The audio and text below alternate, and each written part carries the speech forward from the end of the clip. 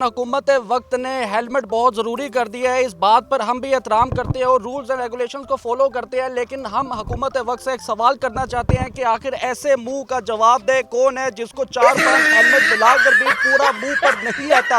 और ये देख ले कि मुंह पता नहीं कहाँ है, हेलमेट पता नहीं कहाँ है। मुझे तो ऐसा लग रहा है कि बगैर मुंह के कोई ऐसा शख्स खड़ा हुआ है जिसने हेलमेट जो सा है वो अपने हाथ में पकड़ा हुआ है। इन्हीं से बात करते हैं। अस्सलाम वालेकुम। वालेकुम सलाम जी। सर किधर देख रहे हैं? इधर इधर देखिए, आपका वैसे मुंह किधर है? मुझे